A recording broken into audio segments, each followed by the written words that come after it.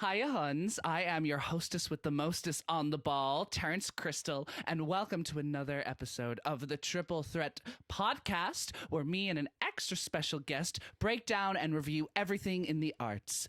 Joining me today is the fabulous Annie Loftus. Bonsoir. Bonsoir. How are you? I'm good. How are you? I've been in Terence's house for 30 minutes and he hasn't looked at me or spoken to me. He was like, you should have to shut up until we start the pod.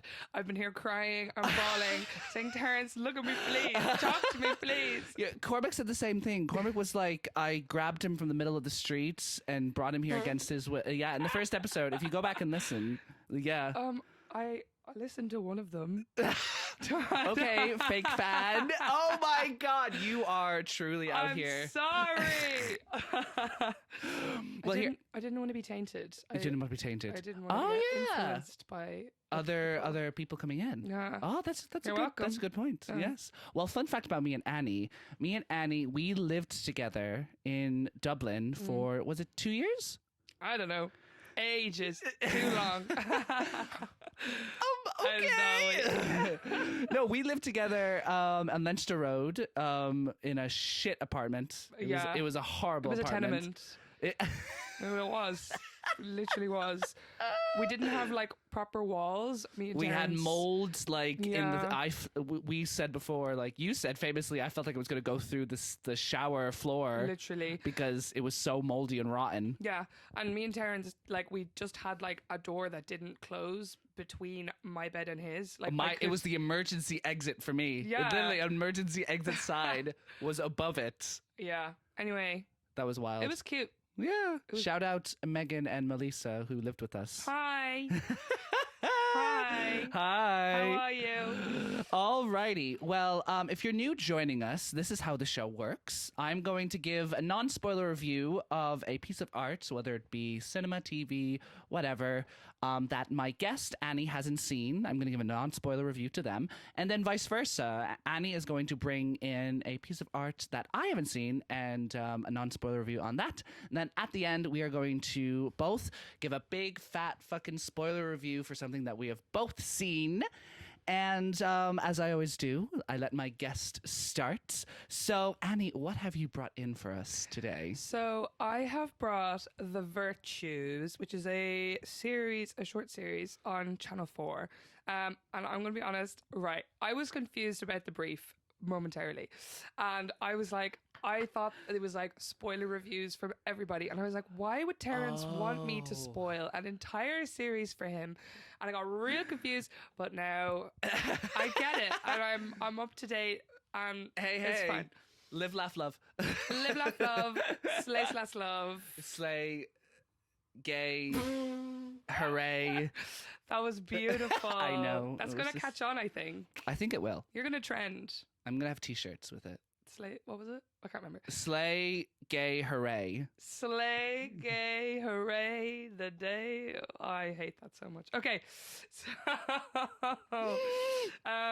okay. So this is a TV show. TV show. And when was it released? I don't know. 2019. This is going to be a very short podcast. A very short podcast. I have one job. I don't know. So 2019, right before the pandemic. Right before the pandemic. It's directed by Shane Meadows, who did This Is England. Oh, yeah. Okay. I know that. And good for you. Oh my God, I've just seen The Virtues has 100% on Rotten Tomatoes. Oh, wow. Yeah. That's kind of rare. I know.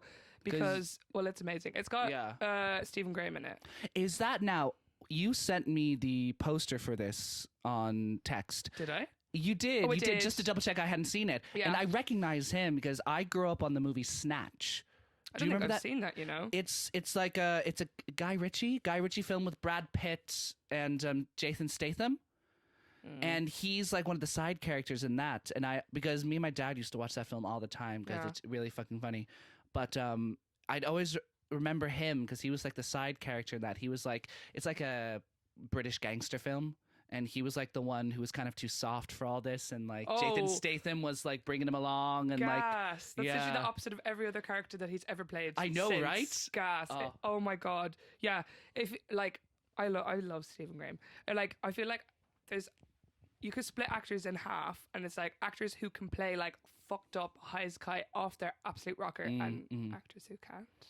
And musical theater. He was in Matilda. What? Oh my god, he was. He's the dad in my Matilda. God. Do you know, I still haven't seen it. I'm so sorry. That's okay. It only had like a really short run here.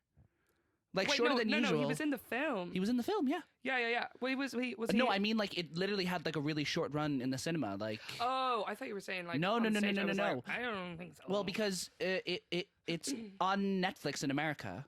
Like it's been there since November. Is it not on? It's probably on Disney Plus. No, Netflix, and it's coming to the UK Netflix in July. Slay. I'll But watch like it then. July, yeah, that's such a weird time. Ages, like what the heck? So yeah, the virtues. Okay, non-spoiler. Yeah, give me a synopsis of it. Okay, so do you know what? I've watched it twice. Danny recommended it. Hi, Danny. Hi, Danny. You. We love you, Danny. I actually was telling him that I was coming to do this. He was like, "That's gonna be fucking hilarious," and I was like, "Do you know what? I have." Me and Danny, side note, me and Danny tried to record a podcast once. Really? We did. Well, no, we successfully recorded it, but it was. What was the theme of it? Tell me. It was like, we were like, okay, we'll get drunk and talk. And it was the middle of lockdown, and like, we kind of like had run out of like fresh topics because it'd just been me and him for like a year. So we like recorded maybe like 3 episodes, and it always ended up with us screaming at each other. We would just be like, I'd try to like be real serious and deep and be like, yeah, let's talk about evolution or something absolutely ridiculous. And then Danny would be like, why, what are you doing? And I'd be like, why are you not taking me seriously? And it was hilarious. I would love to listen to them again, actually. I would love to listen to them they too. will not be put anywhere. Unfortunately. Okay, fair. Unless Danny wants to. What was the name? Do you know what the name of it was going to be? No. We shared a microphone First AD, as well. Annie and Danny? I don't think it had a name. No, I'm saying that could be the name. First AD, because first assistant director, but it's but First Annie and Danny. Neither of us are ADs. Okay. Just shoot me down. Thanks. Yeah.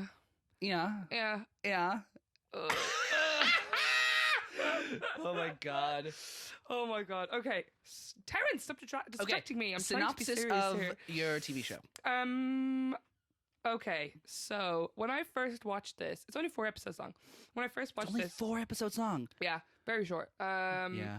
So when I first watched it, I thought basically it's about Stephen Graham's character and his sister, and basically their parents die and they're sent to what I thought was like a Magdalene Laundries kind of vibe. Okay. But then when I watched it back, I actually think it was just an orphanage, just like a regular. But like it was probably Well, what run year by was the it set in? church. Well, 2019, and they were like 35. So like It was set in the year 2019, the yeah. TV show. Well, in fairness, like Listen, the I'm gonna last say Magdalene Laundries. 80s, Oh, in the 80s. probably. Oh, okay, well that would make sense because famously the last Magdalene Laundry was closed in like 1985. Did you just pull that out of your No, ass? because we've talked about this. Have we? Yeah. Where was I? Was I there? Yeah. Yes, I remember because we talked about this in full detail. I don't know if it's exactly 1985, but it was relatively like Yeah, the fair. 80s or 90s, Okay. which like it's crazy. Yeah. Yeah. But so yeah. But it was some sort of children's home, Yeah. run by the church, and basically he's like older and he's like a troubled child, quote unquote, more so than her because he's obviously been more fucked up by his parents dying than she has because she's younger and like whatever. So she gets adopted Okay. and he doesn't, Oh, and so they get separated. yeah, they get separated, and then shit. he blames her. He's 9 and she's like 6 or something. Okay. And then he goes to a home for boys and he gets abused oh there. god. But the way that the series unfolds is that, I kind of spoiled it. Oops. No, I didn't. No. He gets abused, but he doesn't remember until later on. But basically, he runs away then at 9 Okay. to Liverpool. Okay. And that's where like the story just kind of unfolds. Yeah. Well, it like this is literally still the first episode. Oh fuck! He's like Are the first. Sorry to interrupt, but are the episodes like an hour and 15? Like an hour. Yeah, I think the last one's like an hour and 20, but like an hour. Yeah. And that's when you know a series is going to be good, when it's like 5 hour and like 15 or no 4, more, no more, no less. Just Yeah. like I feel like that's a really good sign of a good series. Yeah. So he runs off to Liverpool, and then he like oppresses or suppresses the abuse, and he like Compartmentalizes compartmentalizes his trauma, slay, mental health. Oh my god. And so yeah, and then so basically has a kid. He's an alcoholic. Obviously, he's all fucked up in the head. And then his ex takes the kid to Australia, and he has this. God. He had been sober for 2 years, and then he has this breakdown, and he is like, I need to find my sister. Okay. And he comes back to Ireland, and like that's It's an island. yeah. Oh! Magdalene Laundries. I thought you were saying that it was like a UK version of the Magdalene Laundries. No. Okay. And this is what's so interesting about it, is that so it's Stephen Graham with his normal Scouse accent, and it's set in Ireland. It Is has the sister Irish? yeah, everyone else is Irish. It's got Niamh Algar, is that her name? Yeah, Niamh Algar in it. Who was in The Wonder. She's been in loads of stuff. She's Oh class. my god, yeah. Yeah. Actually, never guess what? I was coming out of work the other day, coming up to Good Street Station, and she was there on the road. That is so funny. And obviously the BAFTAs were this weekend, so I actually think this won a BAFTA. Oh, did it? It would have been 2020 or 2021. Yeah. But yeah, I saw her and I looked at her and I was like, cause obviously the most recent thing I've seen her in is The Wonder, and I saw her and I was like, who the heck? I know you. And then I recognized her, but obviously, did you go up? No, I did not go up. I had to. Oh my God! Leave famous people alone. No, me and Kira had the discussion before, because I'll say it again. If I ever see a famous person that I know or I'm a fan of, I will never ask for a photo, but I will just chat with them, and they'll just be like, "Hi, listen, I'm a fan. Of your work. I just wanted to let you know that like you're doing a good job. Yo, good job, sweetie. Sweetie, you're amazing. I love you. No, but generally, like, you're doing a good job and you inspire me. Point. That's it. If it's someone like, unless it's someone like ultra famous like Lady Gaga or Rihanna. I don't think Lady Gaga's gonna be walking down the road though. In fairness, I think she probably would have some security. You're not gonna bump into her in a Simmons. I mean, I don't know. Maybe. But no, this show. So you said Danny first like showed it to you. Yeah, and he was like, "You want to watch something fucked up?" And I was and like, "That's just yeah, how you." Okay, cool. Of course I do. And it was during the lockdown. No, I first watched this actually when I first moved here. So I was like, oh really? Super homesick. Oh, like kind of in bits. And then I watched this, and I was. Do you know sometimes when you're just not well and you watch something that just sends you spiraling? Yep. This absolutely. This did that. Also, another film that, a film that did that to me was Synecdoche, New York. I don't know if you've ever seen it. No, actually, I haven't seen it, but that just triggers our memory because my mom and dad like bought it from Blockbuster back in like 2006 or 2007. I don't know, but it would always just be there, and I would always see the cover of the DVD case, but I've never watched it, and I was always just like, huh. I wonder what that film is about. But no, I've never seen it. Spiraling. Really? It sent me... it was in the middle of lockdown when we were living off Mountjoy Square. And we watched it. Because, I don't know if anyone else had this during lockdown, where you kind of were like, what is real? Yeah. I don't know. Yeah. And then Synecdoche, New York is all about like, what is real, and he's a writer and a director, and he gets some grant, and he just writes like what he wish his life was. Are there monsters in it? They're like weird kind of like no, I think I'm getting confused with another film. That's Monsters Inc. Brian called me Sully from Monsters Inc. Do you know what I said the other day to Fina? What did you say? Fina said someone in her college course called her I don't know, some man actor she basically was compared to, and I was like, Jared Leto. Something like that. But then I was like, no, you're more of like a Scrappy Doo. And she was angry. Sorry, Fina. Well, I would be angry. Scrappy Doo's like the worst fucking character. That's why I said it. I wanted to hurt her feelings. That is fucking hysterical what you did. I'm just crazy. I'm just a crazy. Crazy girl. Crazy girl. Excuse me. That's okay. You forgive me. So yeah, this TV show. You just like tell me about the like acting and the directing in it. Like, Oh, here we go. So actually, it's loosely based on the director's life. really, who's the Yeah. director? Shane Meadows. Oh, Guy who did Irish. This is England. No, he's English. Oh, But he didn't go into too much detail about how specific it was. well, yeah, because it's so funny because a lot of these stuff like obviously they're true to their life as much as they can be, but there's some stuff that I could imagine they're just like, whoa, I'm not sharing that. Yeah. But yeah, apparently he was in a home for boys, and when he was 40, he remembered what happened to him, and then he was 46 when he made this. So not that long after. Oh, Fair Jesus. play to him. Fair play. And then he said, so here's a quote. I'm prepared. Squirrels. So he went on to explain that instead of confronting the people that had done it, he channeled his emotions into creating the virtues. And then he goes, fundamentally, when I discovered this thing, I went into a place of trying to track down the people that had done it. I was just about to track down this guy I wanted to find to confront him, but I knew if I confronted him, if at any stage in that conversation he smirked at me, I was probably going to jump over the table and bite something off his face. So you know what? That is so fair. But also so mature of him to Yeah. make a TV show that goes on to win a BAFTA to cope with his trauma. I'm very proud of him. I mean, that's the kind of thing that artists do nowadays. It's like, instead of like, well, you know, obviously it is healthy kind of like to confront your trauma and like talk about it. But a lot of people just like put it into their work. Or they could go to therapy. Yeah. You know, that's what Dr. Annie suggests for all of my mentally unwell girlies. Please see a doctor. Please see it. You know, well, obviously, yeah, like, please go see a doctor. But it is interesting, like, how many people talk about the, like, emotional euphoria they feel when they, like, put their, like, trauma into... Who said that? I don't know. I'm so sorry. I'm sure someone else said it. Absolutely. Sorry, not to slate you on your own podcast.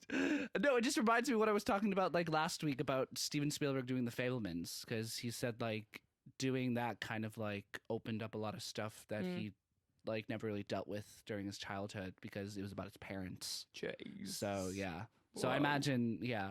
Well, I hopefully that Mr. Shane has gone to a therapist. I'd say he probably has. Yeah. I don't think I could Google that though. I mean, don't think that's free information. I don't think that's on his Wikipedia page. Has been attending therapy with XYZ. Do you want to edit it so that it does say that? What? You can edit Wikipedia pages. I thought you meant edit the podcast. No, As in, like, edit the Wikipedia. You want it. Oh, yeah, edit just being like, Shane has therapist? Blame it on the edit. Do not support RuPaul on my pod. My character name at work is literally Shoepaul. Oh, yeah. And I do not support RuPaul. What was the nickname I gave you? Remember? And you wrote it down on your phone? Oh. Ooh, I wrote it down on my phone. Yeah, you wrote it in your Nickname for notes what? because it was really funny. Really? Yeah, because Annie works as an actor who performs in the Monopoly Experience. Out me there. What? Oh, shit. That's okay. Okay. I don't think anyone's going to come tracking me down. I think I'm probably safe. I have a secret stalker who like... Do you? No, Oh. I'm joking. I was really worried there for a second. In fairness, like me. Oh my god, I was stung her. Oh my god, am I skinny?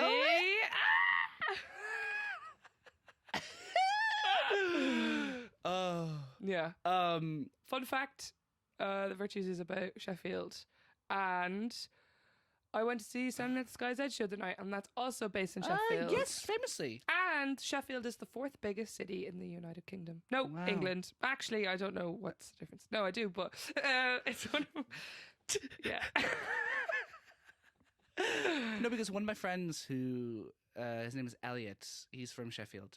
He was like on the stage. What stage? Of The Standing national, yeah, Standing at the like, Sky's Edge? but like it was obviously right before the like, not right before, like it was obviously 2 hours before the show was about to Did go he on. break in? No, it just seemed like he would. I don't know how, and I don't know why, but it's something to do with that he's from Sheffield. Great story. Thank you. I know when I saw it, but no, yes. How was that show? Just out of Phenomenal. curiosity. Yeah, I'm going to go Amazing. see it I loved it. next week. Too. I loved Yeah. it. I thought it was Because amazing. me and Shanice were talking about it as well. Shanice, you know, Yeah. I don't think I've actually never. I think you have once. Oh. Yeah.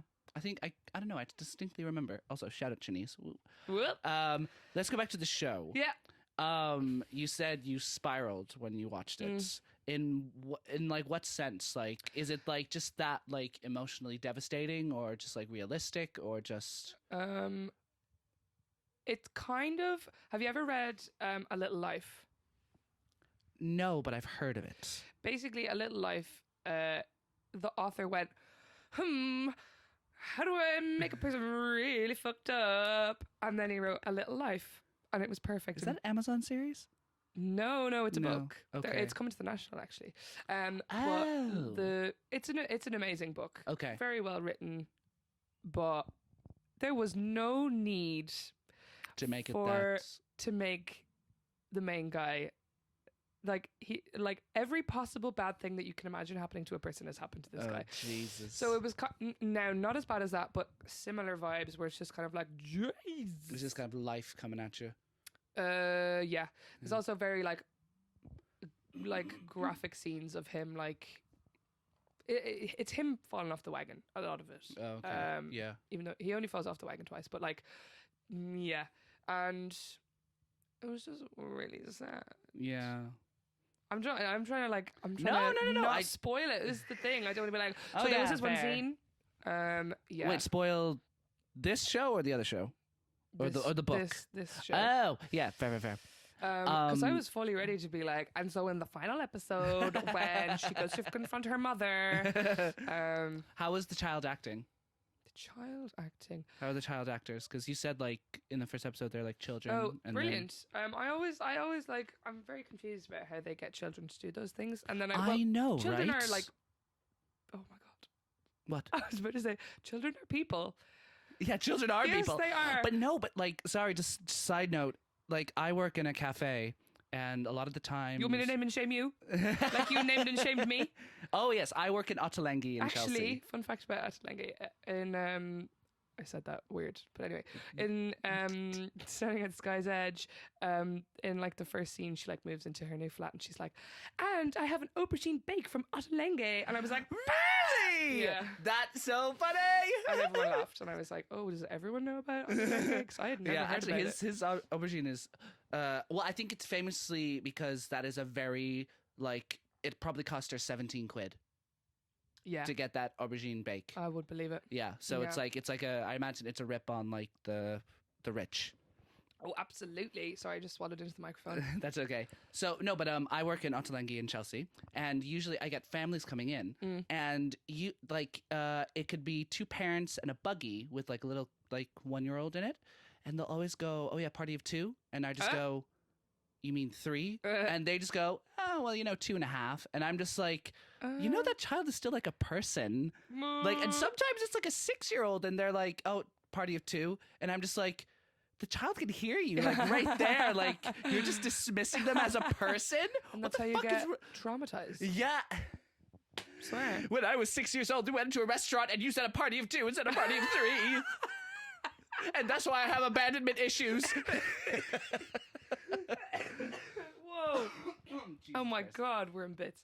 Yeah, we are. Yeah. I'm slowly starting to get better because I've been in bits for like I feel like a month. Literally, yeah. I had a flu like 3 weeks ago, and my voice still isn't back. I still can't sing. Yeah, I had a flu like 3 weeks ago, 4 weeks ago, and it's just I'm only starting to slowly like.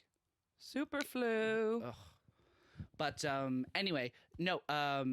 What We were saying talking about child actors. Oh, yeah. And yeah.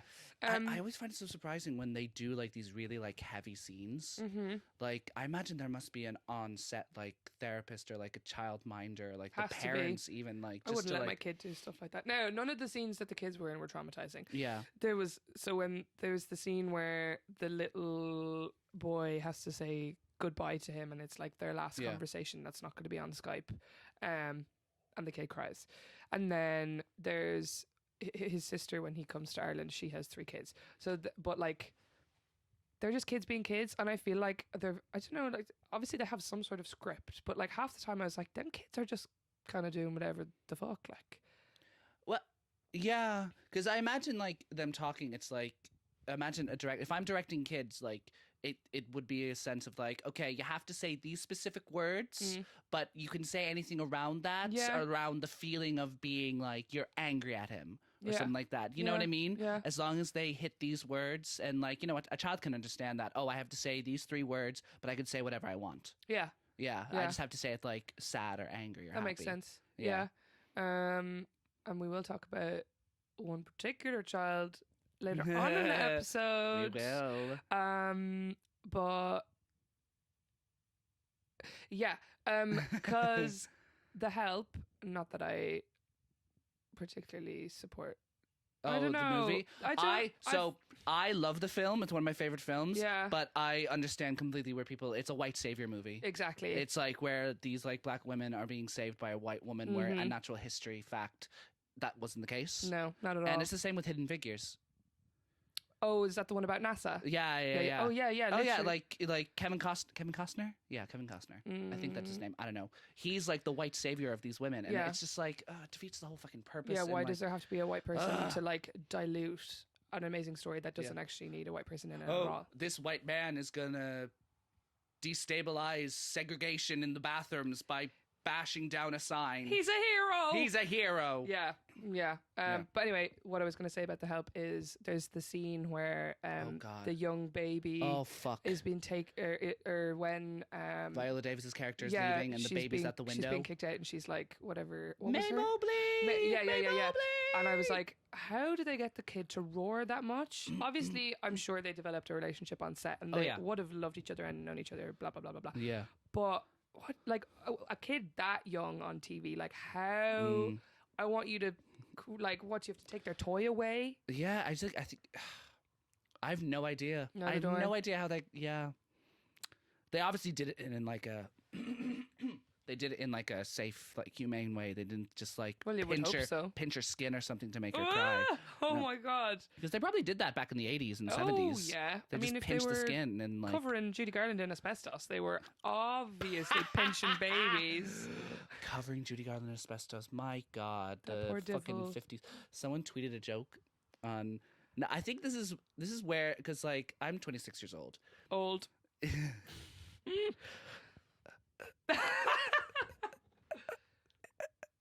No, I'm joking. Oh my no, God. So I'm 26 years old, and I understand, like, I grew up a lot with like internet humor, and like I understand like a meme and all that stuff joke. But Good for you. someone tweeted a clip of Galinda coming down in the bubble, and someone tweeted, "This was the visual effects of the greatest film of all time. What the hell are y'all talking about?"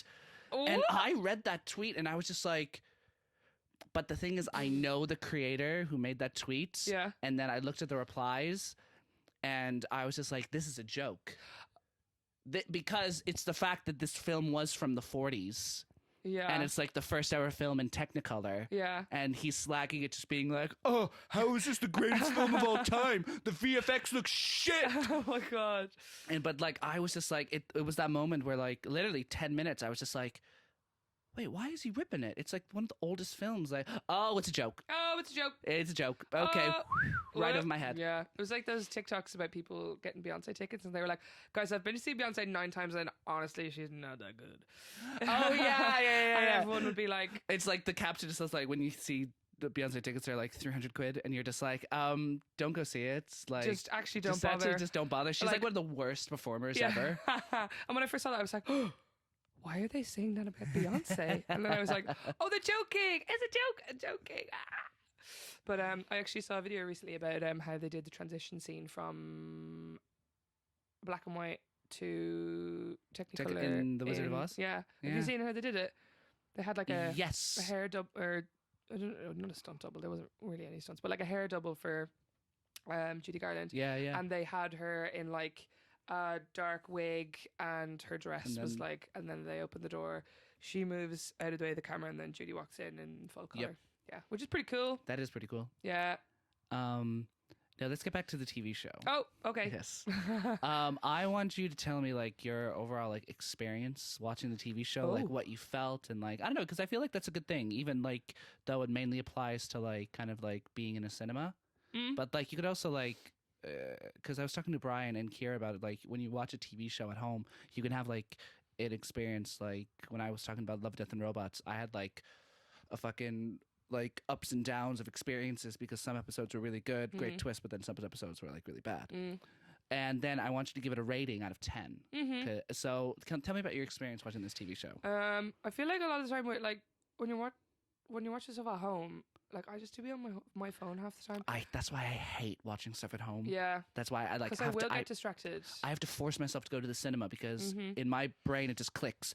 Phone off. Yeah. Eyes screen. And then it's just so much easier to pay attention. But when I'm in the house, I'm just like, la la la, where are my things? Do my things, la la. But it sounds like this TV show was like kind of gripped you. Yeah. Like. Which is good. That's a good sign of a TV show. I honestly don't remember the first time I watched it. I definitely wasn't paying as much attention to it as I was this time. Yeah. I've been getting like really into like with The Last of Us. I've watched it twice because I want to like, I just feel like it's more interesting if you approach watching stuff as like, this sounds really wanky, but like, when you were doing an English essay in school, you know, you're like, okay, analyze it. But I feel like I get a lot more out of it if I like watch it as if I'm going to do a review, even though I'm not, but I'm just like, make me feel clever, makes me feel smart, makes me feel cool. But I get you though. Yeah. I'm good. It's a 10 out of 10 for me. Really? 10 out of 10? Well, I think you're the first person in the show to give something a 10 out of 10. I mean, I can't fault it. The acting was amazing. There was just like, is it like heavy? Oh my god! Like yeah, it's really really heavy. Awful, horrible. Like I find like if you have any sensitivity towards alcoholism, don't watch it. Oh yeah, fair. Because I find myself sometimes like I have to be in a certain mood to watch like really really heavy stuff. Yeah. Or like something has to like the reason why I even saw like The Whale was because obviously Brendan Fraser is getting all this praise for his performance. I wish I'd never watched that film. I really. Me and Annie saw that film last week, and I hated it. It was a masterpiece, but not the awful father getting sympathy. Sorry. Yeah. Nope. I completely agree. I'm gonna die on this hill. It was amazing. And also, we don't stand fat phobia. Oh yeah, we don't stand it at all. No. But like that movie is just so like heavy, like because it's just like. Oh my god! What? I just thought I saw something. Oh please! I was just about to say we just got rid of the mice in this house. Oh like my last god! Maybe it was a mouse. No, we don't. No, I think I'm saying things. That's okay. That's much better. A much better scenario. Okay, I'm freaked out now. I don't want to get trampled on by a little mouse. Yeah, you're sitting up on a chair in my expensive studio. Where we're actually in Terence's loft. Yeah. I also noticed that you don't have any pictures of me on your wall. I do have a picture of you. That newspaper clipping. Oh my god. Yeah. So in my room, I have a mural of all like my memories and all that stuff and like ticket stubs and photos. And one of them is a newspaper clipping of me, Nicola. No. Yes. Nicola's not there. Nicola is there. No, she's not. Wait a minute. No, Nicola was there, but she's not in the picture. Yes. So, I'm sorry. It's me, Rian, Jack, and Annie. And this was back in 2020. This was the first day the pubs opened. The first day the pubs opened in Dublin. And we were in a pub just like having our €10 like meals with our pints. Oh my God. Yeah, remember that fucking bullshit rule? Oh. These newspaper guys came over and were just like, oh my god, can we take your photos? Because we want to show that like people they blackmailed us. They were like, sorry. No, because at first this article is like, oh, people are going out and enjoying the pubs again and like really happy. And this is the cutout I cut out and put it on my wall. But then there are other articles being like, is this the picture of bad behavior? Are these the people going to be the reason why we go back into lockdown number 2? We were the face of bad behavior. Yeah, the face of like binge drinking among young people and like, oh my god. Yeah. Because the only reason we took the picture was they were like, you get a free pint. Yes. And we were like, slay. And then I was like, I think I asked for a pint of Heineken. I mean, now looking back, in fairness, gross. But they gave me a pint of Orchard Thieves. Well, that's kind of better. No, it's not. Or better than Heineken. Yeah, no. Yeah, Orchard Thieves are shit. It's disgusting. Gives shit. me heartburn. Probably shouldn't say What that. did you say? Orchard Thieves is like kind of shit. I mean, I don't think Orchard Thieves are going to be sponsored. Yeah, they're not going to be one. I think you're okay. But Yeah. anyway, But yeah. Annie has a photo up here from Okay, the cool. photo of bad behavior. I forgive you. But back to this. What is it called again? The Virtues. The Virtues. And is it on Channel 4? Yeah. Because I feel like Channel 4 are really good because they're really good with like really good miniseries. Like, Yeah. because I think The Bodyguard, was that Channel 4? I don't think I've ever seen that. Oh, Is it's that on, Irish? No, it's British and it's on Netflix and it stars the guy who plays Robb Stark in the Game of Thrones. He was gas. yeah. And it's like the first episode. Oh, yeah, because it's Okay. about like this bodyguard who tries to protect the prime minister. Yeah, and it's really good. But I feel like Channel 4, they're like kings of like the good miniseries. I Like, think I because just burst into the microphone. yeah, I think you did. You're not the first, and you won't be the last. Oh my god. I'm not used to it. But they did. It's so a Sin as well. Did they? Yeah, it was Channel 4. Terence, I can't get over it now. I'm embarrassed. To delete it all. It's fine. Yeah, we have to start over. Hi, Hans, and welcome to the no. But no, yeah. Thank you so much for your review. That was really good. Yeah. No, well done. Slay Slam. But yeah. What? Yeah. No, it was just class. Another great. No, I'm not gonna. No, What were you gonna say? I was gonna talk about. Have you ever seen Help? Not The Help. Help. It's got No. Jodie Comer and Stephen Graham in it. It's new Oh. and it's about lockdown. I don't know why we're talking about I lockdown don't so think I much. can ever. I The- don't think I could ever watch something about the lockdown. That's what I thought when I started to watch it, Mhm. and I actually didn't find it that bad because it was about like old people homes, Oh God. and I wasn't in one of them, so I can kind of separate myself from it. Actually, I went That's to fair. visit my granny, but only Yeah. like Yeah. twice during lockdown because Yeah. Of course. I You didn't couldn't want to really. Yeah. You kill didn't want her. to kill her. Yeah. nah. But yeah, I don't know. I don't know if I can deal with stuff based around the pandemic and all that stuff. Like, I don't know, because I feel like it's such a hard line to like cross because we're still technically kind of in it. That shit is over. COVID is dead. COVID never existed. I'm only joking, but But yeah, no, I don't know. Yeah, I don't know. I find like I think the second Knives Out film did it brilliantly. Have you seen the that second? wasn't about lockdown. Oh, it was. Yeah, I remember in the first 20 minutes they addressed it, but they didn't make it like alluded to the it. focus Yeah. of it. Like they Because had that's what Matt. rich people did. Yeah, They yeah. didn't yeah. give- they didn't care. They gave a fuck for 2 weeks, and then they were just like, "This is like hurting This us. doesn't affect us. This doesn't affect us." Yeah. So yeah, thank you so much for your review of You're welcome. the victims. What is it? The virtues. The virtues.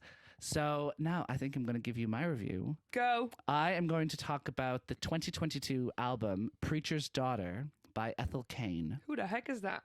Now, Ethel Cain is a American singer-songwriter. Mm-hmm. And imagine Lorde, Taylor Swift, and Florence Welch mixed up and had a love baby together. Oh, That's kind of her vibe. I love that vibe. Yeah. It's Maybe not Taylor Swift. Well, beginning Taylor Swift, like Oh, country okay. Taylor, Oh, like okay. yeah. Before she But maybe became more a- Florence Welch of the Florence and the Machine, because yeah. and this is her debut album, and it was released on May 12th of 2022, so it's been out for a while. Mm. And yeah, like, so basically how I found it was that Barack Obama does like a The list. playlist. Gas. He does a playlist of his favorite songs, and the song which is the lead single, which is like the most popular one because it also pops up on TikTok. It's called American Teenager. Sing it for me. La la la. Say what you want, say it like you mean it, like with your face for once. I don't need anything from anyone. It's just not my year, but I'm all good out here. Is that the TikTok bit? It's the chorus, so yeah. What was the bit that was in the TikTok? So Maybe I do the know. bit in the TikTok. So this is why it's so interesting because I'm actually going to get the lyrics for this because I find it really interesting. So yeah, it was on Barack Obama's top 10 songs of 2022, Love. American Teenager. And the music video is also very like, it's really like well made and like well filmed. And the song itself is like literally a fantastic song. Let me get it. Oh wait, I have it saved on my phone. And she's just really good. She's like, it's kind of nice seeing. I'm gonna do that, and then I'm going to get up the lyrics. Oh, here we go. So this is why I found it really shocking that Barack Obama put it on his like top 10. Naughty lyrics. Because there's a lyric that said, "The neighbor's brother came home in a box, but he wanted to go, so maybe it was his own fault. Another red heart taken by the American dream." Oh, Barack Obama is supposed to love the American dream. That was his job. But like he was this the one who was sending people out there and then killing poor innocent people. Yeah, like it's the fact that this is like a really anti-war song. The whole idea of it, it's like, because then it goes, so say what you want, but say it like you mean it with your fists for once. A long cold war with your kids at the front. Oh dear. Maybe he didn't understand the lyrics. Yeah, I know, but that's what people like. People are like, He's a smart man. he is a smart man, and people are just like, why is this like anti-war song in Barack Obama's like? But also, surely that playlist gets like, he can't just be posting stuff willy-nilly. Like, he has like a media person who does stuff for him. Surely somebody had to clear that for him. And then slip through all these people. I genuinely think that like it must have just slipped. Because the next one is like, you know, obviously Lizzo, About Damn Time, and like, you know, all the like other Wet Leg were on it as well. Yeah. And Running Up That Hill and all that stuff. But it was just really interesting to see. Was he?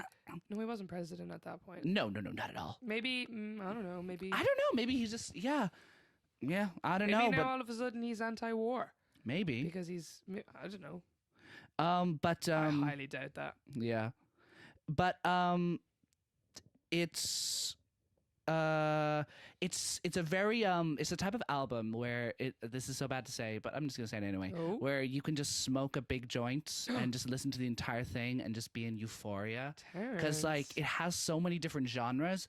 Like American Teenager is like just a classic rock song, like a country rock song. Like imagine it has like similar things to like Don't Stop Believing. I think it samples that. Which is kind of weird. I'm automatically thinking of the Glee version. I was like, it samples the da da da da da da da da. I actually saw something really funny where it's like, you know, the way Rachel Berry always signed her name with a star. Yeah. It was so that what's her name? Leah Michelle. So that Leah Michelle could point her name out when she had to look at it, because get the fuck away from me. Because she can't read. But have you seen that people like don't like that joke anymore because she's in on it now? Oh, is she? Oh. Yeah, she's made like 4 or 5 TikToks just being like, when you have to get Jonathan Groff to read your lines to you. Oh. And now, okay, I know. Literally, I had the same reaction. Just like I saw the TikTok and I was just like, oh, this isn't funny anymore. Yeah, you're not allowed to make fun of yourself. Yeah. We weren't laughing with you. We were laughing at you. Sorry, darling. Yeah. No. Oh, it's so funny. I really don't like Leah Michelle. Well, not that I don't like her. I just don't like her personality. Well, also and she was just a horrible bitch to work with and racist and all yeah, sorts of exactly. things on but set. then like some of my friends are kind of like Leah Michelle apologists, and like oh wait, what the hell is that? They're like, oh, I would kill to see Leah Michelle in Funny Girl, and I'm just like, why? and they're just like, would you want to see it? And I'm just like, no. Yeah, but anyway, no, this album, and then it goes to like that rock, and then there's like, she's a really fabulous alto. Slay. Like there's one song where she like has the register of like a man.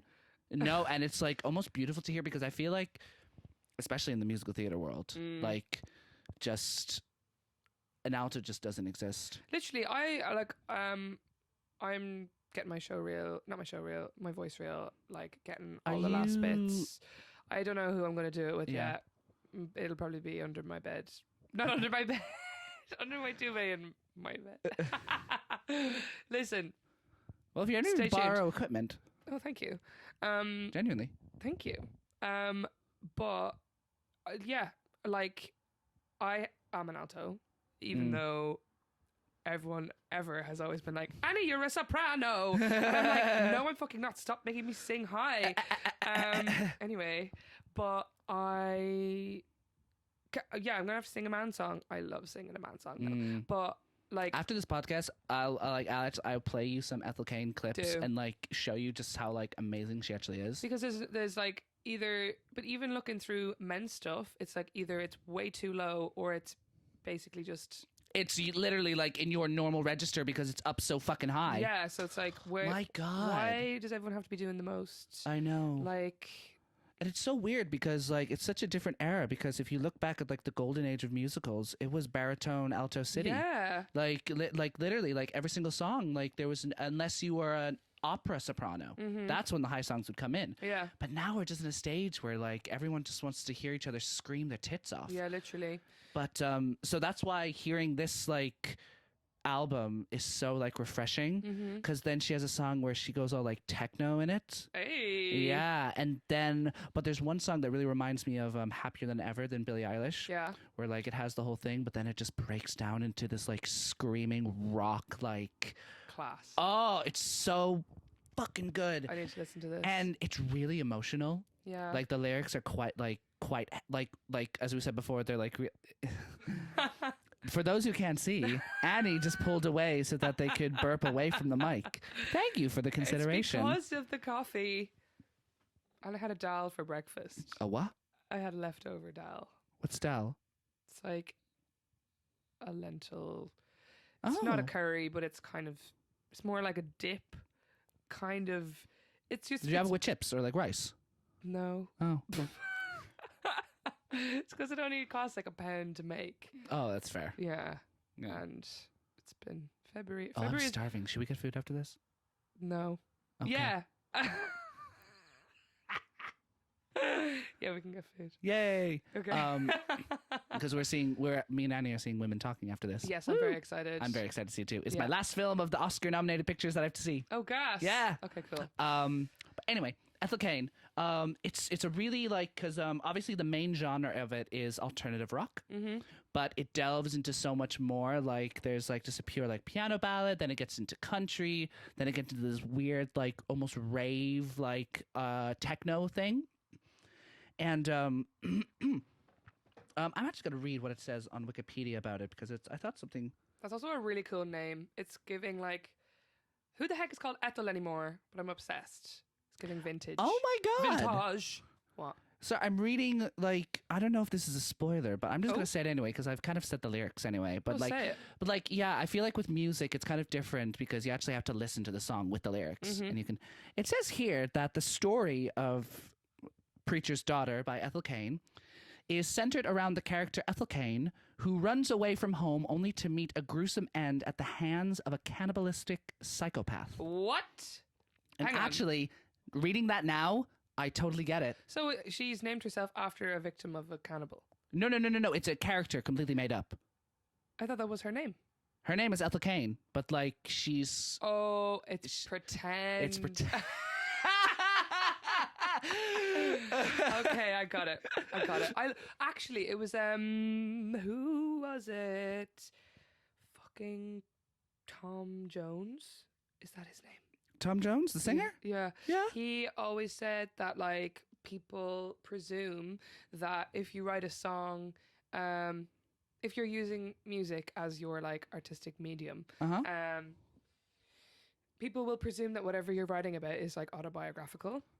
Yeah, And of he course. said he was like, because he wrote about like the most obscure stuff and like stuff that obviously wasn't about him and obviously wasn't about his life. And he was like, people Yeah. always presume it's about me, but why do you think, like, you wouldn't ask someone who wrote a short story, is it about you? Or someone who writes a book, you wouldn't presume it's about them. But because people always presume that music has to be personal, Oh, which I thought was very interesting. that is really interesting. Yeah. Because songs are just stories with a bit of la la la. Yeah, sorry, I just found it online. Look, Barack Obama, Oh my favorite God. songs, American Teenager, American Teenager, Ethel there it Cain. is. Oh my God. What else is Wet Leg is on there? That's Where I Am by Maggie Rogers. Saoko by Rosalia. Yeah. Yeah. Do you like Rosalia? I do. I actually haven't listened to anything by her except the. Terence just starts chewing. No. I'm sorry, I can't speak Spanish. I'm so sorry. Yeah, you can't. I can't speak Spanish. That was so bad. But that's what it sounds like. It does. No, not the words. Just the Spanish Vogue. language. Wow. No, the vocals. That's true. No, that I is was true. just trying to sing. Oh my god. I hate But myself.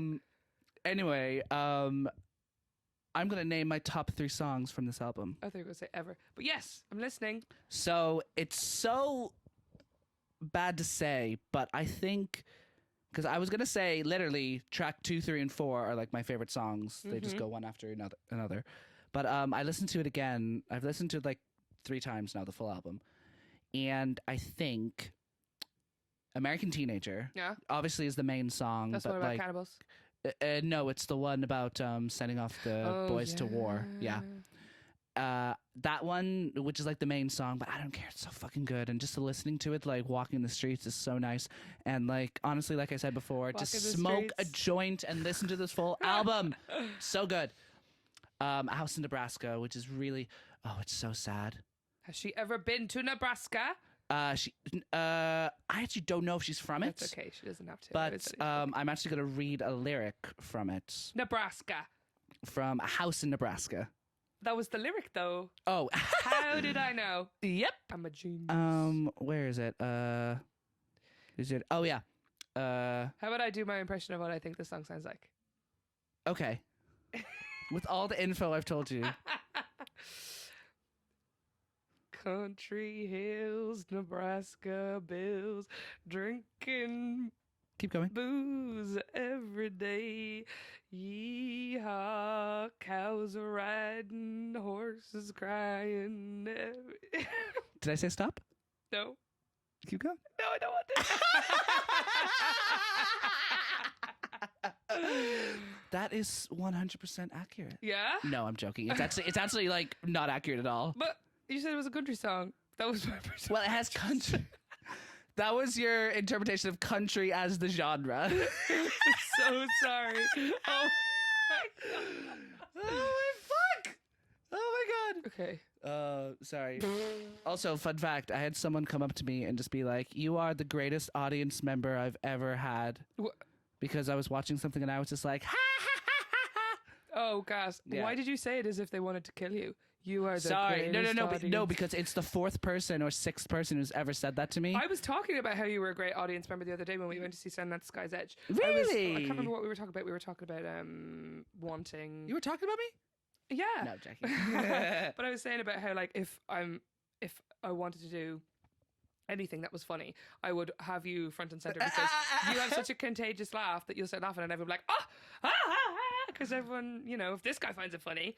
But I feel like it could be like sometimes like when I'm watching a film and just something could like just like I don't know, something random could like be really funny to me because I don't know, I find like just stupid little shit really funny. Like I don't know, I can't think of an example, but it's something that's not supposed to be funny. Mm-hmm. It's not a joke, but just the way maybe someone says something and like that video of the fish. What? And I can't really remember. There was a TikTok about a fish that I was obsessed with for ages. Yeah. Or oh no, the video of a cat in a bathtub just going. Meow. I just found that so funny. Yeah. But like if I'm watching a film and like it's something that's not supposed to be funny, I find if it's funny, I'll just loudly go ha. But then I have to like no one else. Like when comment. we went to see Banshees and they were like, they made some joke. They were like fucking Protestants, and me, you, and Kira went, wah! and everyone else, the was like, English audience, silence. We oh, were like, silence. oh. But no, I'll read you this. Well, actually, if I can trigger warning, because this is quite a deep lyric. The lyric is, "Your mama calls me sometimes to see if I'm doing well. I lie to her and say that I'm doing fine, when really I'd kill myself to hold you one more time." I was so wrong.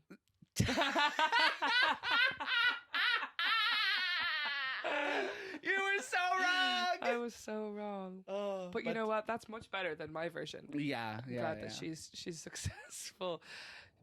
But it's American Teenager, House in Nebraska, and then I think August Underground. What's that? It's like it's a song. It's Oh, a song, sorry. August Underground. Like I'm looking up if like I think she is going on tour. Mm. But I really hope she does because I actually want to go and just like Yeah. it's like a show I want to go, not to like I would like because usually when I go to a concert I like standing up because I like dancing and I like moving around, but this one I would just rather sit down and just listen. It's like one of those kind of like artists like you know sometimes they like have a bop of a song but like you just want to sit down and listen to it. Yeah. I fucking love it because for me it takes me a lot to listen to like a full album. Yeah, absolutely. Because I find that I'm more of like this single's good, this single's good, like this single's good. Like if I want to listen to like a full album, it has to be like really good. Yeah. Like So I find it sometimes really difficult to like when I'm listening to a song, I won't listen to the lyrics at all. And excuse me, I will only listen to the music. And then someone will be like, oh my God, when they said this. And I'm like, I have no idea what they were talking about. So if I wanted to listen to the lyrics of a song, I actually have to like turn on my lyric brain. And that's tricky. Yeah. That is because, I think I had to like some of these songs, like you can't really understand what she's saying sometimes. She's like a Lana Del Rey Lords kind of like thing, like kind of slurring. Mumbler. But when you actually read the lyrics, you're just like, oh my fucking God. Wow. Out of 10. Out of 10? Wait, first I'll say my experience. Sorry, yes. Because because I was on a bus headed home from somewhere and I was listening to, I can't remember, I think it was Family Tree, which is about, I won't say what it's about. Family trees, probably. Family Tree, and like there's like a bit where it just goes into this like different section. And I remember I got goosebumps. Ooh. And I was wearing like headphones wearing it. If you're listening to this album, you have to wear headphones while you watch it, while you're listening. And it was just such a like a deep like sense of like lyrics, melody, all melding in together to create this like perfect like euphoric experience. Like, oh my God, and listening all through and just now like I now get the story of like the thing, and I love when like there's a story in an album. Like, you know, some albums are great without it, but then I think it just elevates it that slightly much better. Yeah. Have you ever heard of Andy Schaaf? No. He's a musician, and I'm not sure about every album, but there's one album called The Party, and basically every song is like they're kind of, they don't really seem related until you get to the end of the album, and then you're like, it's all about different people who were at a party. Who would have thunk? Who would have thunk? Anyway, that's the end of my story. No, yeah. I was supposed to go see him in Glasgow. Was that during pandemic? We booked the flights for like, we were supposed to go on the 26th of March, 2020. And fuck. it was the week that it was like 2 weeks off, and we were like, I reckon we'll still be able to go. And obviously, yeah. Have you been to all the concerts that you were supposed to go to, or was just some of them just point blank cancelled? I was supposed to go to My Chemical Romance and I couldn't go because it was supposed to be during lockdown, and then I moved here and I couldn't afford to go home. Oh, fair. I was fuming because I'm never going to get the chance to see them again. In hindsight, I should have just fucking gone. Have they broken up? No, but I don't think they're going to be going on tour again. Never say never. I feel like that was a reunion tour. Well, Cher has her 75th reunion tour like going on. Yeah, like, slay. That woman. Oh. And the fact that she just took an album of just ABBA hits and just sang them. Didn't change a thing about them. Didn't change the instrumental. Didn't change the lyrics. Just literally Cher singing ABBA. Yeah. And West Side Story. Fuck off. When she did all of West Side Story. She did. Oh, I thought you meant. No. I thought you meant Westlife.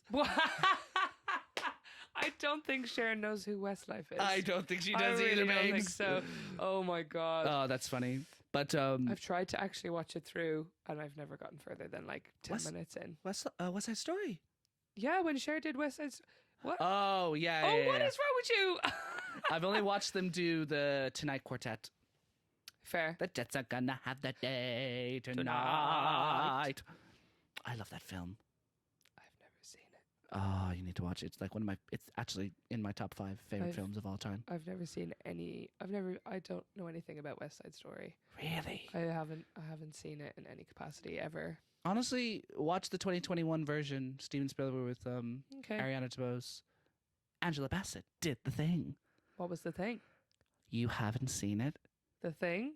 No, it's Ariana DeBose like doing the opening ceremony for the BAFTAs, and she does a rap about all the female category nominees, Yeah. and it's one of the cringiest things Oh ever. no. And I have to show you later because it's too long to go into now. But she does a line where she just goes, "Angela Bassett did the thing," Oh God. talking about like the speech she has in Wakanda Forever, and it's so funny. Oh my God. But yeah, I'll show it to Okay. you later.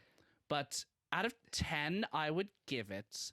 You know what? Fuck it. I would give it a 10 out of 10. Wow. I thought each like song was like better than the next. The lyrics were amazing. The production value on it was so good. I just absolutely loved it. And if I could like forget it and listen to it again, I would do it. this is not very critical of us having 2 10 out of 10s. Well, every 10s time across the board because I'm going to be giving the next thing. Yeah. Well, spoiler. well, in fairness, like every single thing that has been on the show has been above a 7 or an 8. Yeah, I mean you're not going to. Well, no, Well, actually, no. if I'm invited back, And I we will. talk about the whale. No, no. I'll talk about something that I hate. That could be a fun episode. That could be a fun We episode. could do like a few episodes of like Something you we hate. have to bring media that you detested. I'm trying to think of what I like. I would talk about the B 'Cause I- movie. The B movie. Yeah, But I think fucking that's hate I think that that's film. great. I think that is like comedy genius, but like No, in a bad way. it makes no fucking sense. But no, you could say that about all the DreamWorks animated films from like 2002 to 2009. None of them make fucking sense. why does she want to fuck the bee? You could say that about Madagascar. Why does Mort like love King Julian's feet I don't know, because he's a silly goose. and flushed away?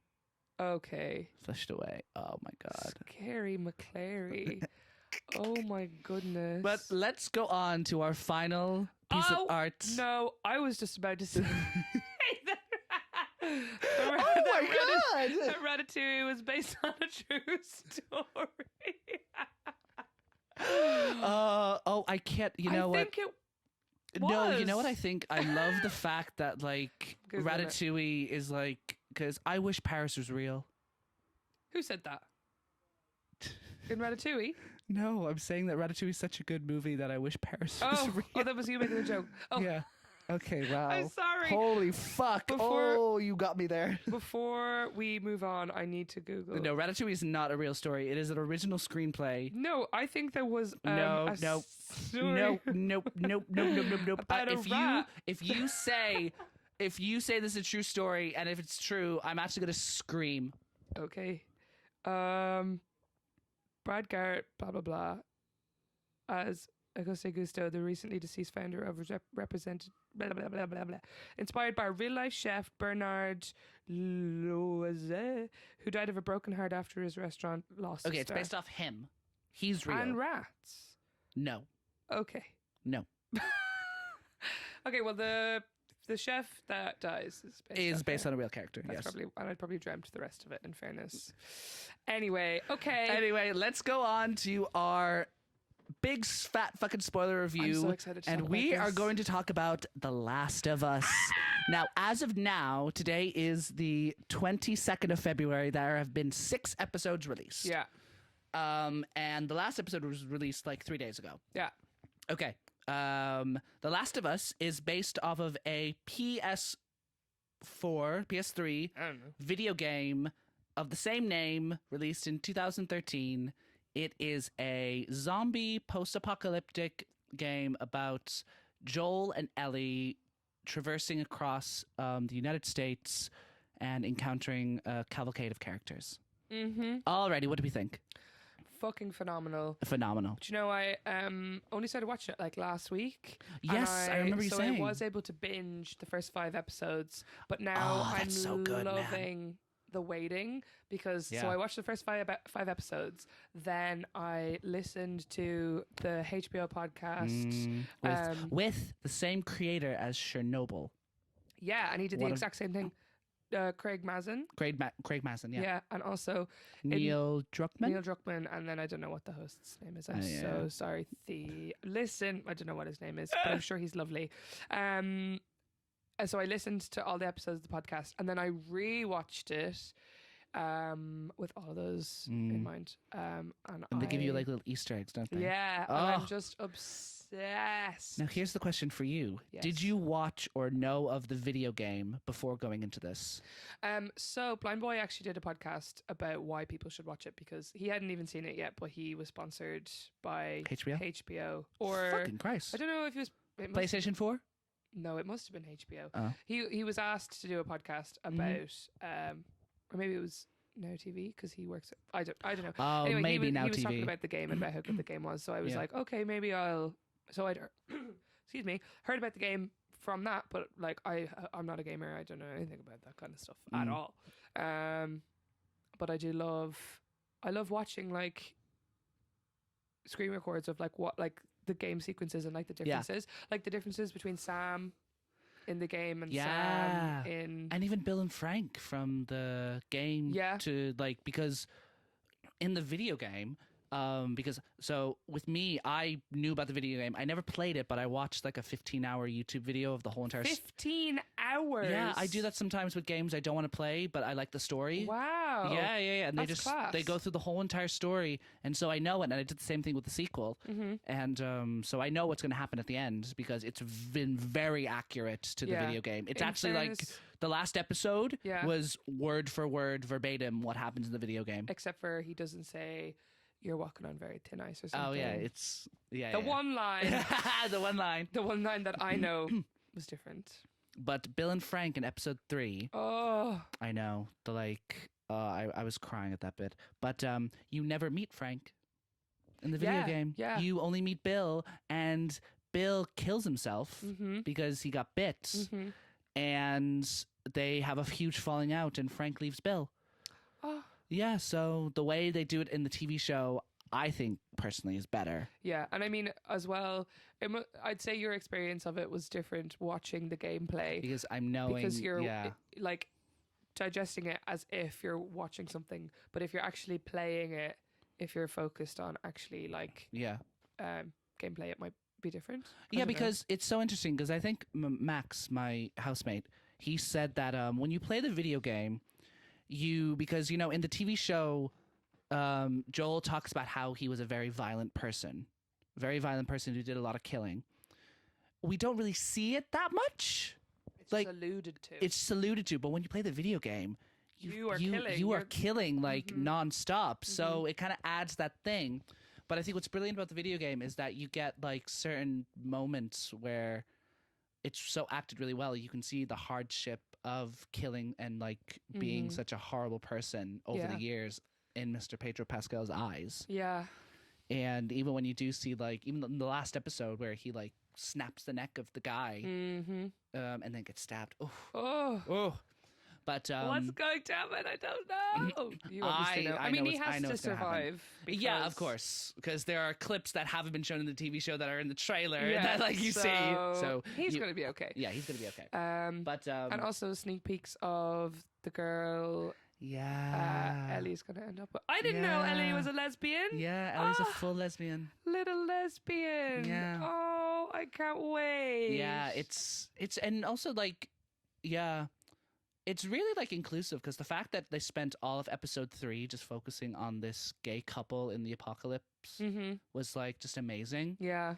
And I think because I've read a bunch of reviews about it, and obviously the game is quite violent. The game is very violent, obviously because it's zombies and like. And it's a video game. Yeah, it's a video game. It's got to be, yeah. But people have been complaining that, like, there haven't been, like, there's basically been 3 major sequences of, like, heavy action. That was the opening outbreak. Yeah.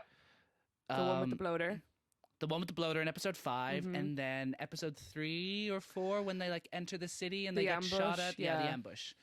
And And people even that one wasn't. that one wasn't too huge. crazy. Yeah. But people have been like, why isn't there so much action? Da, da, da, da, da. You get bored. You'd be so bored. You get bored, and that's why I feel happened to The Walking Dead. I gave up on that very quickly. Me and my mum would watch it every week Yeah. up into season 6, and there was action. But the reason why, because we loved the story of the characters, but I think it kind of just jumped the shark after season 6. Yeah.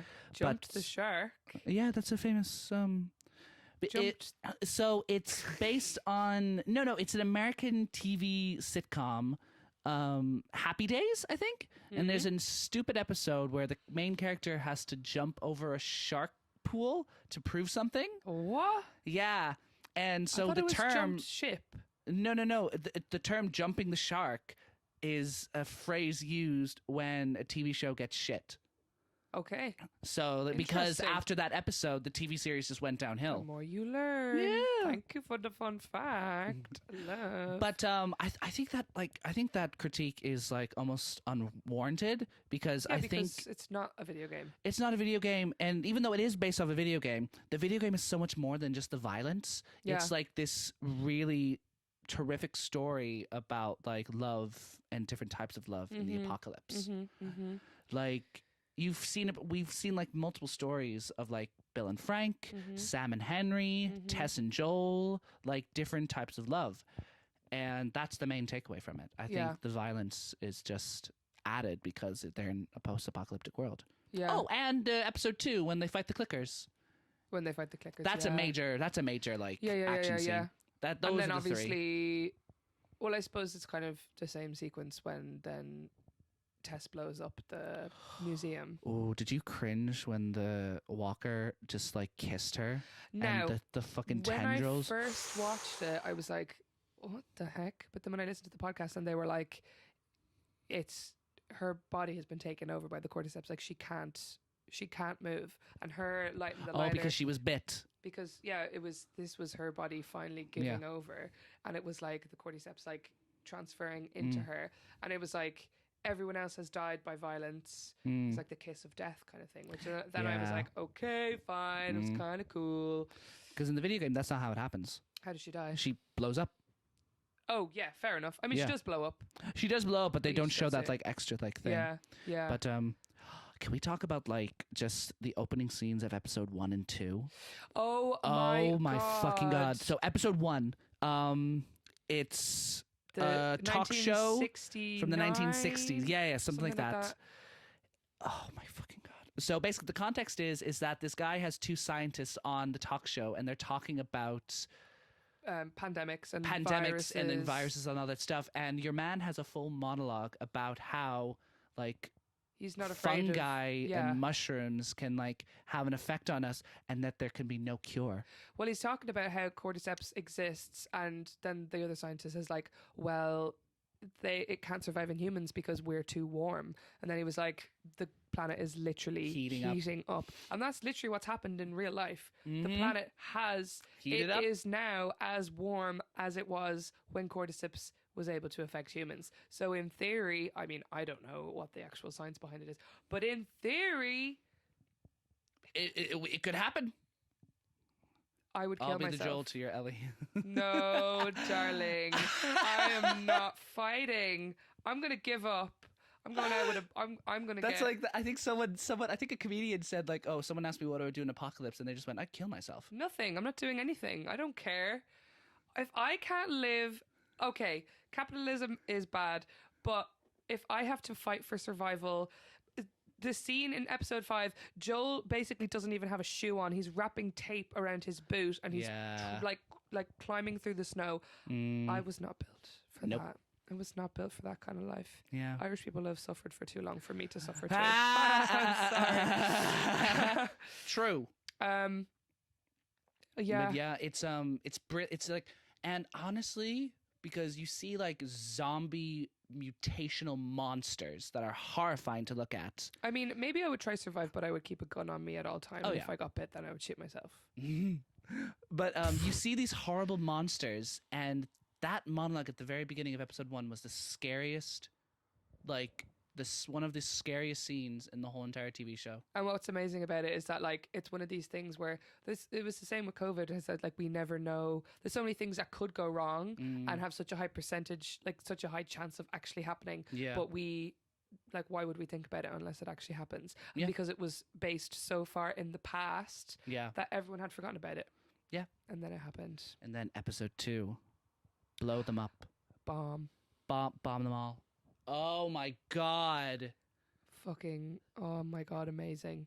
And like, And then it's the so fact that interesting they- how it like got spread out. It was in the flour. It was in the flower. And the fact that they did bomb cities. They And did. And it worked. It worked in Boston, but it didn't work anywhere else. No, it kind of it. No, because they said that when they were walking through the city Oh yes. and they walked past a crater, and Ellie was like, "Oh," and then coming up to that bit where she's like, "Is it true that there are like clickers that are so big that they can rip you in half?" And then Joe's like, "I hope not."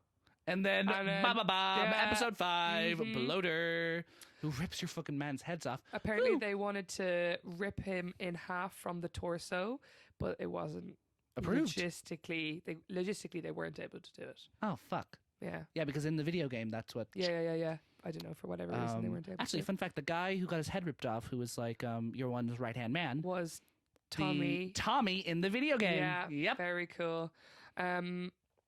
Also obsessed with Kathleen.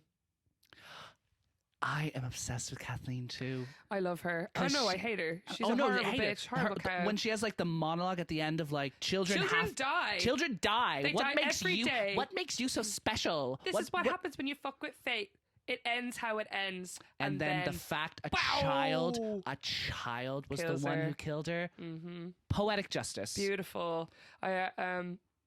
She was so freaky. She was so freaky because she was just this like annoying character, but that Didn't had she have a Blues Clues t-shirt on or something? Blue's Clues, the old she- American kid show. Yeah, she had like a kids show t-shirt on. Yeah, but you see, I read somewhere that like her love of her brother was the downfall of it. Who?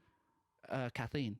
Oh, I thought you were talking about the child. I was like, No. Because like the show obviously deals with love and like Yeah, how yeah. like and the love she had for her brother was so toxic and like she couldn't let go of. Yeah. Even though the brother would have So it's like she was a bit codependent. codependent, yeah, and like I think Henry talks about how the guy was like really nice to him and like even when he did give him up, the guy was like, it's okay. But he didn't do anything, apparently. He didn't do anything about it. He was just like, it's okay. Like he was a really, and so you think like, oh, would she not think, oh, like, would you not think your brother wouldn't want you to like burn down the city and kill people to like get my killer? Like he would have forgiven him. And she's just like, yeah, he would have, but he's not me.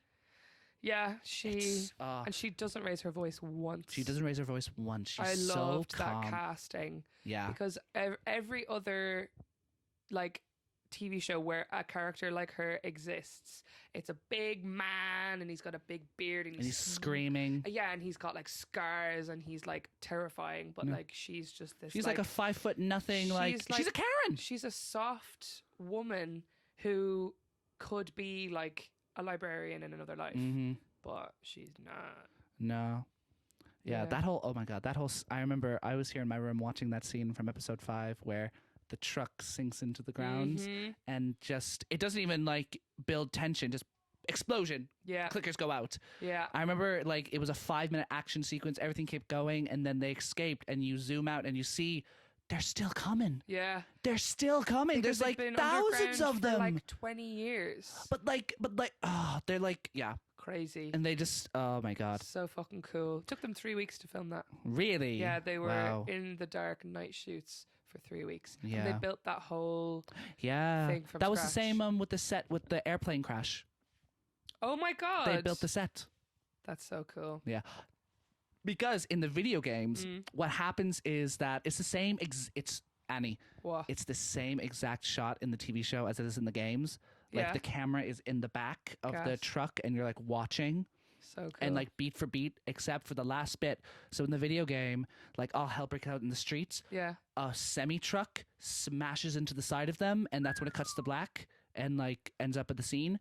But in the TV show, they make it an airplane that comes down. Yeah, Whoa. so cool. Also, can we talk about the end of episode 1 with that scene with Joel and Sarah in his arms? Oh, did you bawl your eyes out? Yeah, of course I did. Yeah. Oh my god, she was amazing. Oh, she's amazing. Nico, what was her last name? I can't remember. Oh, I But can't the remember. fact that like we had to fall in love with her in 20 minutes of screen Oh yeah, time, and she did it perfectly. and she is almost like she is the protagonist. The whole thing is about her. Yeah. Even though she's not there, she did an amazing job. And then, yeah, I do like, yeah, the whole Joel and Ellie relationship though. Like, oh, it's just heartbreaking that he's like, It is. his instinct is to be her father, but he just can't. And He then all his can't. panic attacks in episode 6. Oh, which you don't see that in the game at all. So it's like, because obviously this is actually really interesting. I've watched or played the game and you haven't, so it's kind of nice seeing the like different. But in the video game, that you don't see that at all, like his panic attacks, and it's quite interesting because it adds that just like another depth of character. Yeah, because it's a And- different Joel. Yeah, it's a different Joel. Yeah. Oh my god, it's just fucking. And then when he sees his Sarah. Oh my god. Yeah. Oh, And it's kind of funny because did you think Tommy abandoned him? I thought it was very interesting how Joel had one idea of what was going on. Joel I don't think ever lied to Ellie. I don't think he's a liar. No. But I don't know, has Tommy been convinced by Maria maybe that this is what's happened, or Yeah. is he lying to Maria because he wants her to have a better idea? Yeah. And I think he's a better person than he actually is, or is he ashamed? Or I don't know. think it's interesting because I think the fact that Maria made him cut off contact with the real world yeah, was a shitty thing to do. yeah. I mean, like one last message to say I'm fine. Yeah. Don't come for me. But, But then we then- wouldn't have had but a TV then- show. Yeah. But then I could also see why Maria would make him do that, because if you have this good thing, anything outside of it can be a threat. Yeah. Because But like also, it was the whole community. It wasn't just. it wasn't just her. It was the whole community, and like and the like- fact that even like people like locals didn't even know that it was there. mm, Not locals. I don't know how far away those. yeah, The guy yeah, yeah. from Twilight. No fucking way. Yeah. Is that the guy from Twilight? Yes, it was. Jacob's dad? Yeah, Harry Clearwater. No fucking way. Yeah. Oh, they were hysterical. Oh my god. They were so good. So good, man. Fireflies. Yeah, we get them in the summer. Firefly people. Fireflies. Hilarious. It's quite interesting because I know it's going to happen, Mm-hmm. but it's going to be interesting to see how and where and when they will like stop in like the game. Yeah, Like, will they complete the whole first game? I presume Or- so. Well, I don't know. That's the thing. Me Oh, and is there Max- like a massive action sequence at the end that maybe wouldn't translate? I well? won't say. I'm not going to say anything Okay. because I don't want to spoil it for you Okay. at all. Even though this is a spoiler review. Yeah. But let's talk about Bella Ramsey. Do you know actually? Maisie Williams was originally supposed to play. No way. Yeah, but it took so long I was about to say she's a bit too old now. But Yeah. when they were thinking about casting Ellie, she was the one that they Was that back in like had- 2013? Yeah, because obviously she was 17. No, she was 13. Or obviously when she started Game of Thrones, she was 13 playing an 11-year-old. And Yeah. then she grew up in that franchise. So they had their eye on her, but then... Yeah. Or them? No. I don't know what. I don't know either. But... I just say them. Yeah. Then obviously... Well, the game was released in 2013 and Game of Thrones got released in 2011. Yeah. But obviously then Maisie was just too old because they're 23 now. Oh, yeah, they're 23, Um, 24, yeah. But then obviously Bella Ramsey was also in Game of Thrones. Yeah, but as like she played like a Child. 10-year-old. She I don't- played a yeah. 10-year-old, but I think is she 18 in real life? 19. She's 19. Yeah. Wow. They Wow, she's 19. I know, but they do look like a baby. I in fairness. know, They but also like just have such a striking face. Like they like have. her eyes. Yeah, Their eyes are just striking. they are non-binary. They are. Mhm. Nice. I know, Um, crazy. Oh, that's good. But yeah, their eyes are just so like striking. Every time I see them like look at like Joel, Mhm. like the big eyes, like remember the scene in episode 1 where Joel's beating that person up? Yeah, And they're just like literally. Oh no, my well, not not my favorite, like one of the most chilling things when Henry shoots himself and Bella or Ellie like makes this noise. It's like not even a scream, but it's like a yelp. So it's like Ugh. something a dog would make. Oh my God. Yeah. It was amazing. I was like, slay. Because I knew that scene was coming, and because I didn't know when they were going to end the episode. Yeah. I thought they were going to like maybe end it when they fell asleep and then start the new episode with them waking up and. Oh. But yeah, that scene is horrible. Oh my God. And yeah, because you probably know that in the video game, Ellie doesn't know that Sam got bit. Yeah. Yeah. And also Sam is the same age and Yeah, and not deaf. and not deaf, no. Yeah. But then in the podcast they were talking about how they didn't want to have a relationship that was too similar. They didn't want to repeat anything with a relationship between Sam and Henry and Ellie and Joel. They thought it might be too similar. They didn't want to repeat anything, so they were like, they have And this... save it for like the next episode, which is going to be Ellie and Year One, and they're at the same age. Yeah. So they were like, how can we get... Apparently when they were trying to cast Sam, they were struggling. Like no one was... Because obviously it's such a specific brief. They were like, we need a POC. someone who's between deaf. the ages of like... Were they looking for specifically and deaf? 11. Yeah. Oh. He had to be deaf. And also had to be an amazing actor. Yeah. And also, how old is that kid? That kid can't be more than 10. I think he's 9 or something. Yeah. But also the scenes with the sign language, the actor who plays Henry, I don't know his name, he learned them like the day before. Yep. Like over the weekend. Like, isn't that insane? That's insane. Clever clogs. Yeah, I fucking wouldn't be able A. to do that. I'm No. too stupid for that. Yeah, literally. I would try very hard. One time oh my God, so when I was working on a bar, we used to have... It was a bar at a theatre, and we used to have shows with interpreters and subtitles. Oh, my sister had a show like that. She hired an interpreter. Yeah, we had one show a week, so I was like, I'm gonna learn like bar lingo in sign language, so that when deaf people come to the bar, I can communicate with them. Nice. So I learned like names of specific drinks, and then I learned like card, or I can't remember, and then I was like, okay, perfect, I've got this. And then deaf people came up to the bar and I forgot everything. I literally, all I could remember was thank you. I was like, I'm such a stupid piece of shit. Is this I can't even remember. Yeah. So that's really funny. yeah. Like they could see that I was panicked, but it probably came across that I was panicked that they were deaf, but I was panicked because I was beating myself up. I was like, you learned all this stuff and now a fucking actual deaf person in front of you. yeah. Anyway. Let's talk about Bella Ramsey. They are just an incredible, and like, have you seen clips of the actual video game with Ellie in it? Yeah. They're like twins. They're literally. Oh my God! Like even like someone like me and Max and Callum. Me and Max Callum, we watch it like every Sunday, like together. And like Max and Callum were saying that like there's some bits that Bella Ramsey say that are like almost the exact tonal thing of. But none of the actors, like if they hadn't already played the game, didn't like play it. Pedro Pascal didn't either. So that's... Well, in fairness, that's good. I know, but it's like the fact that that's the way that it's turned out is complete coincidence. That's literally just... It's such perfect casting that that's... And do you know Neil Druckmann is the creator of the video game? Yeah. It's because I was saying this, I think in the last episode, it's really good knowing that the main creator of the thing you're adapting is directly involved. Yeah. He's like involved in directed it. He had a hand in casting. Yeah. He was like everything. The script as well. Yeah. Because it was Craig Mazin wanted to make he finished making, it wasn't Chernobyl, whatever his last project was, finished making it, and HBO were like, what do you want to do next? And he was like, and then apparently he like met Neil, I don't know, somewhere, and then he was just like, fine. We'll do it. Have you watched Chernobyl? Yeah, I did years ago, but I've completely forgotten, so I need to rewatch it. A lot of Irish actors in it. Really? I know Jesse Buckley and Barry Keogh.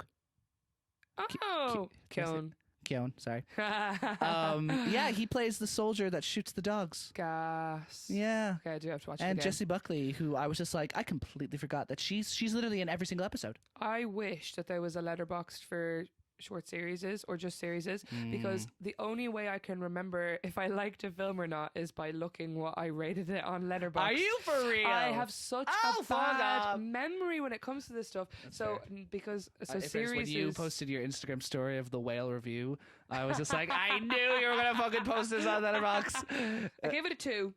Oh, fair. 2 out of 5.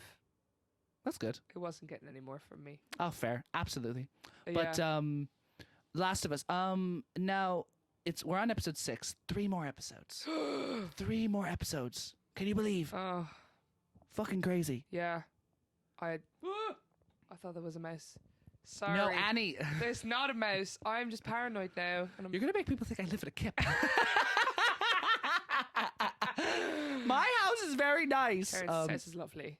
Oh, thank you. You're welcome. No, Last of Us. With 3 episodes left. 3 episodes left. Yeah, it's just been like, it's one of those things where you can just keep talking about it for ages because the script is tight. It's really faithful to the original source Yeah. material. The Relationships are acting, the amazing. relationships are amazing. Acting is Do you think that amazing. the relationship between Joel and Ellie is good, or do you think it's bad?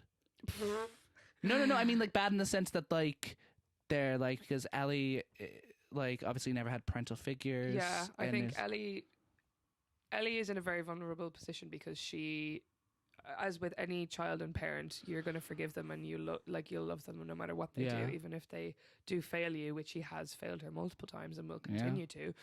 Obviously, he just got stabbed and now she's stuck in the fucking wilderness with him on the fucking side of a train track. But I don't think Neil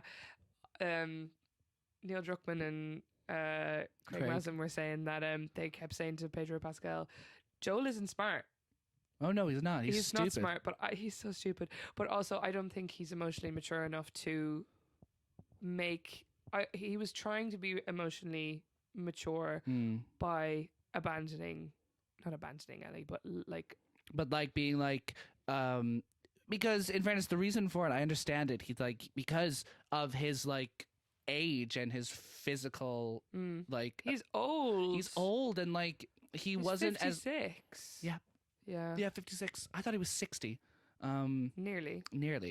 But he's 56. I knew he was 56. But no, but like in fairness, like you hear him and he's just like, listen, I can't, like, I'm not as physically proud as I used to be. Tommy, you are younger than me, and you are like, I don't know why they couldn't have gone together. I don't know. I think also he wasn't, because I think he knew that Ellie was dangerously becoming like Ellie. Ellie was becoming like Sarah. So I think he wanted. What do you mean? Like, because you know, his like relationship to her.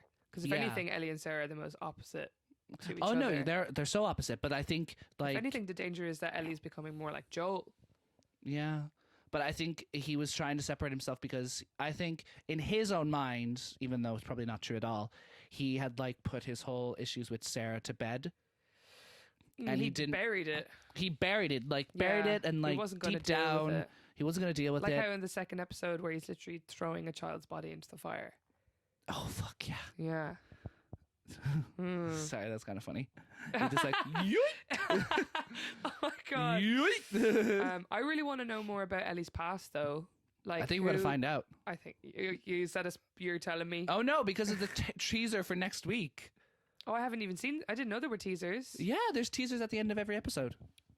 Is there? Yeah, next week is going to be an Ellie focused episode. Oh, amazing! Because obviously, well, we know when she said that wasn't my first time. Obviously, she'd stabbed the clicker in the head, but that wasn't what she was talking about. Yeah, and then she's obviously tried booze before because she was like, still tastes bad when she takes a sip. So I want to know what was going on in that Fedra school. Yeah, I want to know the tea. Shooting guns. Are you gonna like when the series does finish? Would you like go back and watch like the video game? I would love to play it, but I know I don't have one of those machines. That's fair. I mean, in fairness, like I might do. because my TV just turned on. Hello, Telly. Hello. Because I played it a little bit, but then I was just like, I'm not really here to play it because I'm not much of a gamer. Like, Yeah. unless I really, really, really love a game, I won't play it. Yeah. So I just watched it. Yeah. I think you would like it if you would to watch the video game. Like, Yeah, the I video might game do. movie.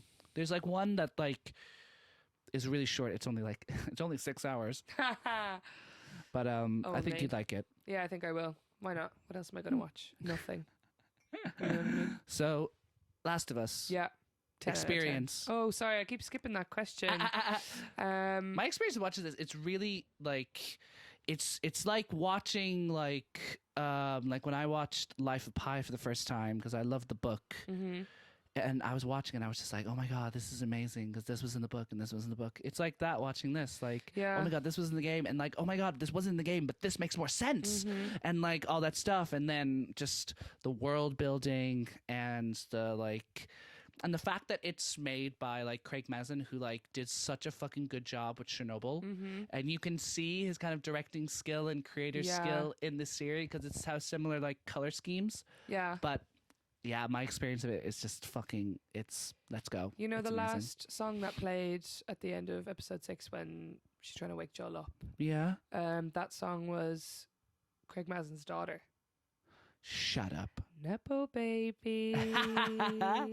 I'm sick of it. Sick And of in it. the podcast, he was like, yeah, I could have gone through casting, but there was someone who I literally share a wall with who's down the hall who could do just as good a job. And I was like, well, Nepo baby. Well, I kind of get it in that I sense. mean, yeah, of course he's going to say that.